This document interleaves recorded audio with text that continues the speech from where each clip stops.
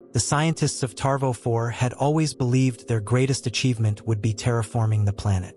But on the night Elian Voss deciphered the hidden patterns within human DNA, he realized the universe's greatest mystery lay within themselves. Sitting in his underground laboratory, he stared at the screen as lines of genetic code stood out like notes in a discordant melody. "This is artificial," he murmured. That sequence didn't belong to natural evolution. By isolating the pattern, Elian discovered something alarming. A genetic command that seemed to carry a silent directive. "Shut down," he whispered to himself. Decades earlier, humanity's first contact with the Galactic Council had been celebrated as a milestone in interplanetary exploration. But few knew that behind the scenes, the aliens had altered human DNA under the pretense of preventing biological pandemics. Over time, the truth was buried, and the genetic modifications went unnoticed until now. Elian realized that the code was more than just an adjustment. It was a death switch. It had been programmed to deactivate humanity with a single command should they ever become a threat. The Council, composed of ancient and calculating civilizations, had always regarded humans as unstable and dangerous. But what the aliens didn't know was that human scientists years earlier had already discovered and neutralized the code. However, the interference had unforeseen consequences. Subtle changes in human behavior began to emerge. Unchecked creativity, extreme adaptability, and an innate resistance to control.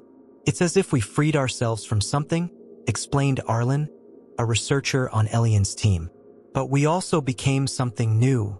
As Elian unraveled the code, human colonies received a warning. Council ships were on their way.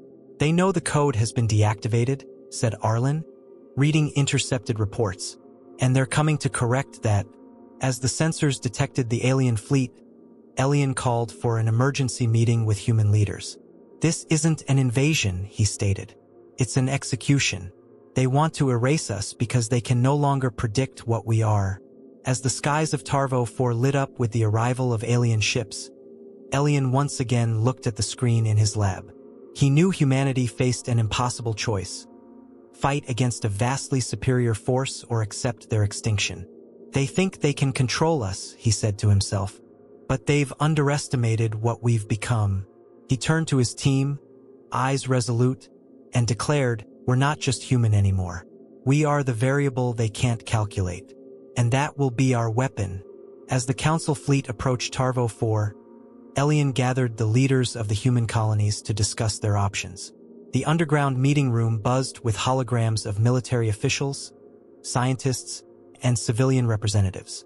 "We're not ready for an all-out war," warned General Kess, analyzing the power estimates of the incoming forces. "But surrender isn't an option either." Arlen, standing beside Elian, offered a different perspective. "If we confront them head-on, we lose. We need to be unpredictable. That's our strength." The Council's first move was to attack the colony's communication infrastructure, aiming to disrupt any attempts at resistance. Satellites went silent, and orbital stations were destroyed in seconds. The speed and precision of the attacks showcased the Council's overwhelming power. "They're not giving us time to respond," Arlen said, reviewing the damage reports. But what the aliens didn't anticipate was humanity's knack for improvisation. The colonies quickly established an alternative communication network, using primitive frequencies and short-range drones. "They thought we were fragile," Kess remarked. "They were wrong." In Tarvo 4's orbital defense system, miners and engineers repurposed civilian ships for combat, turning industrial tools into makeshift weapons. When the Council attempted a direct landing, they expected minimal resistance. Instead, they were met with chaotic and deadly bombardments.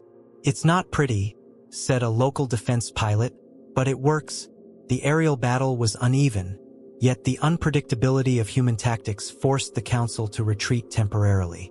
Elian observed the initial victory with a mix of relief and concern. "We've bought ourselves time," he said. "But now they know we won't go down easily." As the resistance fought to buy precious time, Arlen and her team analyzed data recovered from a downed alien vessel. What they uncovered was disturbing. The death switch wasn't the only weapon against humanity. The genetic code contained a hidden layer that seemed to transmit signals to an unknown system in deep space. This isn't just about deactivating us, Arlen explained. It's as if we're connected to something greater, something they fear as well. Elian immediately grasped the significance. They're not just trying to erase us. They're trying to protect something. While humans struggled to survive, intercepted intelligence revealed that not everyone within the Council agreed on humanity's extermination. Some members argued that humans could be integrated, while others insisted they were an unacceptable risk. This division offered Elian a new perspective. They're not as united as they seem, he noted. If we can exploit that weakness, we might have a chance to negotiate a future. But Kes was resolute. Negotiating with those who've already decided to kill us is foolish. As the Council fleet regrouped for a total assault, Elian proposed a daring plan. To infiltrate the alien mothership, access its records, and uncover the truth about the hidden layer in the genetic code. If we want to survive, we need to know what they know about us, he argued. Arlen insisted on leading the team, while Kes vowed that the ground resistance would keep the Council occupied. It's a massive risk, Arlen said before departing. But the biggest risk is not knowing what we're up against. The infiltration of the mothership revealed unexpected information. The death switch and the hidden layer weren't tools created by the Council, but something they had discovered and used to control humanity. They're afraid of it too, Arlen said, transmitting the data to Elian. However, the operation was cut short when the human team was discovered, forcing a desperate escape. The partial transmission raised more questions than answers, but one thing was clear. Humanity wasn't just facing the Council. They were dealing with something far beyond the understanding of any species. After the desperate escape from the mothership, Arlen returned with fragments of information that shifted the course of the conflict. The data revealed that the death switch wasn't created by the Council, but was a technology inherited from a much older civilization. They found it and used it as a tool for control, Arlen explained during a meeting with the resistance leaders. But even they don't fully understand what it means. Analysis of the fragments revealed an encrypted transmission that seemed to be active, sending signals to a distant location in space. Elian and his team focused on the transmission and discovered its destination. A region in space known as the Silent Belt, a zone of gravitational anomalies where no ship had ever survived. This place is a kind of dead zone for technology, explained Eidolon, the Resistance's artificial intelligence. But these signals pass through it as if it doesn't exist. The implication was clear. The death switch was part of a larger system, designed to connect genetically modified species to something within the Silent Belt. As humans processed this revelation, further information revealed that the Council not only feared humanity, but also the very system that activated the death switch. They're as in the dark as we are, Arlen concluded. But instead of seeking answers, they chose to erase us. The revelation divided the resistance. Some saw this as an opportunity to explore the Silent Belt and gain a strategic advantage, while others feared that activating deeper layers of the code could trigger a catastrophe. Discussions about exploring the Silent Belt created rifts among the colonies. General Kes, always skeptical of exploring the code, led a faction that wanted to focus solely on military defense. We're fighting a superior fleet, he argued. Exploring the unknown now is suicide. Arlen, on the other hand, saw the Silent Belt as the only real chance to understand what was happening. If we stay on the defensive, we'll never win, she countered. The resistance, already under pressure, began to fragment internally. Elian, supported by Arlen and other leaders, managed to convince part of the resistance to authorize a mission to the Silent Belt. The experimental ship Exordium was outfitted with hybrid human and alien technology, designed to withstand the gravitational anomalies. If this place holds answers, we need to reach it before the Council does, Elian declared before departure. He knew this mission would be a turning point. Either it would bring a solution to the conflict or mark the end of the resistance. As the Exordium entered the Silent Belt, sensors began to fail, and the ship seemed to be pulled in impossible directions. Space here doesn't follow normal rules, Arlen said, observing the chaotic readings on the monitors.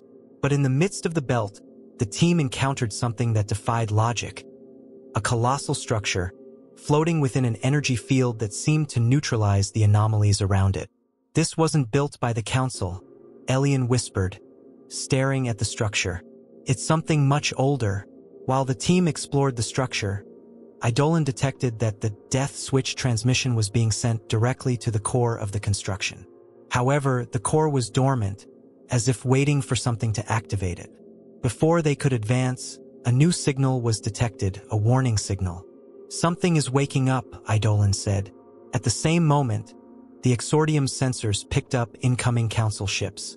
"They followed us," Arlen warned. "And now we're all caught in this." As Elian and his team entered the colossal structure at the heart of the Silent Belt, they were met with a surreal landscape. The interior felt alive, with walls pulsating in an almost organic rhythm and a diffuse glow emanating from floating geometric shapes. At the center, an immense chamber housed the core transmitting signals tied to the death switch. "This is more than a machine," said Arlen, studying the energy patterns. "It's an archive, a memory of civilizations that came before us." With Eidolon's help, the team accessed fragments of data stored within the core. What they found were echoes of extinct species, all connected to the same genetic system. Each civilization had reached a point of advancement so great that it awakened the entity responsible for balance. "This core doesn't just store information," Elian explained.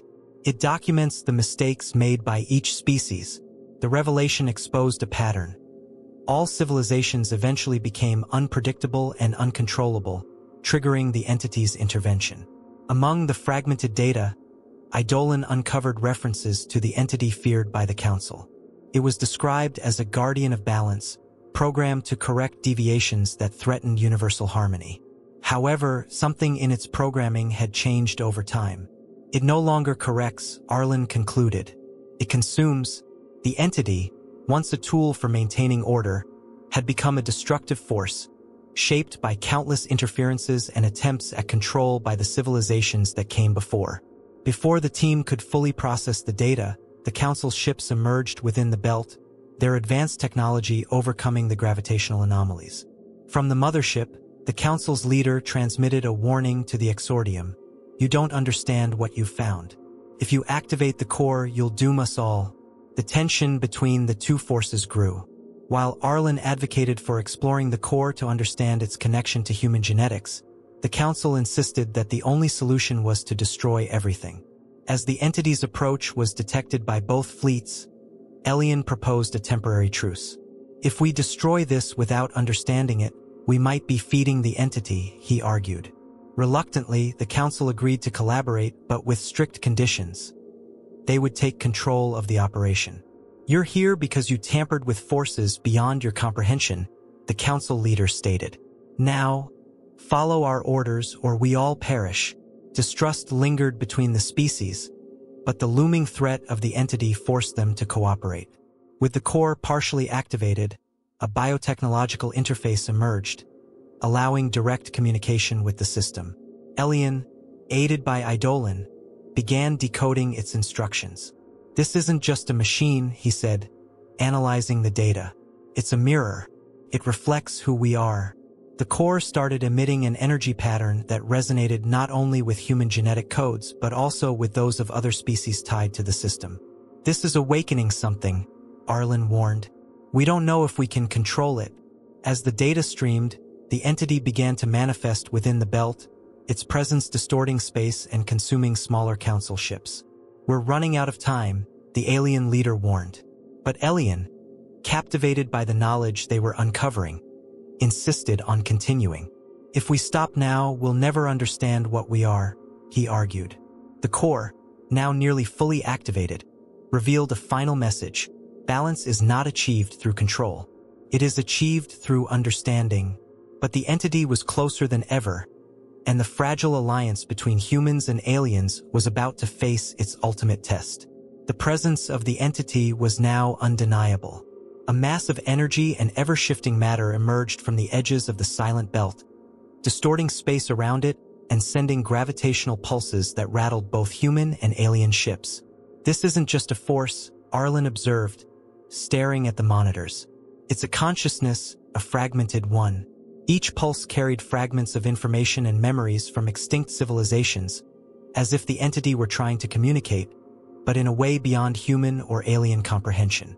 The arrival of the entity reignited tensions between the humans and the council. "This thing was awakened by you," accused the council leader. "If we don't destroy it now, it will consume everything." But Elian wasn't convinced. "Destroying it without understanding will only perpetuate the cycle," he countered. "Every civilization that tried to control or eliminate this entity failed. We have to try something different." The standoff grew more tense, with fleets divided between those advocating for an attack and those seeking a more measured approach. Meanwhile, Elian and Arlen continued to probe the core of the structure. With activation nearly complete, a steady stream of data revealed a pattern. The entity wasn't originally a threat. It had been programmed by the architects, an ancient civilization, to act as a learning and balancing mechanism, absorbing data from all species to foster harmony. However, relentless attacks and manipulations by subsequent civilizations had corrupted its purpose. "It's been twisted by those who tried to control it," Elian explained. "And now it sees all species as a threat." The core presented the resistance with a difficult choice: reprogram the entity to restore its original purpose or destroy it, ending its existence forever. Both options carried enormous risks. Reprogramming it would require someone to connect directly to the entity's core, risking complete assimilation. Destroying it, on the other hand, could trigger a catastrophic reaction that might devastate the Silent Belt and potentially nearby systems. "This isn't just a tactical decision," Arlen remarked. "It's a decision about who we want to be." As debates escalated, Elian made the bold decision to connect to the core himself.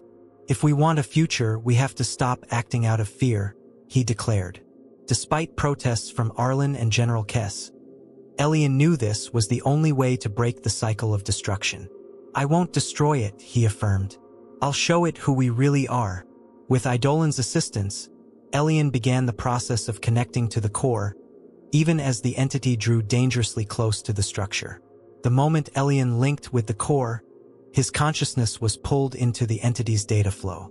He experienced the memories of ancient civilizations, witnessing their triumphs, failures, and the pain of eons of manipulation and destruction. "You're not the enemy," he said to the entity. "You're a reflection of us." Elian started transmitting human memories, moments of hope, compassion, and sacrifice, in an attempt to show the entity it didn't need to consume to achieve balance. As Elian's connection deepened, the entity began to change.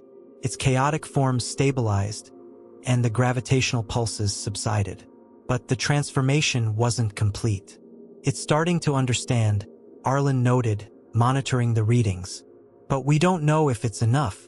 The council, however, remained skeptical.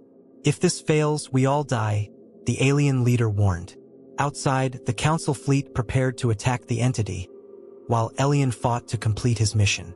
The fate of all species now hinged on his ability to connect with something beyond comprehension. Connected to the core of the entity, Elian felt his mind being torn apart and rebuilt simultaneously. He experienced a constant flow of memories, emotions, and decisions from civilizations that had come before, all captured by the entity in its original purpose as a learner and balancer. But he also felt the weight of corruption caused by eons of manipulation. "You were created to learn, not to destroy," Elian said. He began transmitting images from human history, selfless sacrifices, moments of unity, and resilience in the face of adversity. Slowly, the entity responded, its chaotic form giving way to harmonious patterns. Outside the structure, the council's fleet prepared to attack. "We can't trust this to work," the council leader said, authorizing heavy weaponry to fire at the entity. Before the strikes could reach their target, the human ships formed a defensive barrier, intercepting the projectiles. "Stop," Arlen ordered, broadcasting to both fleets.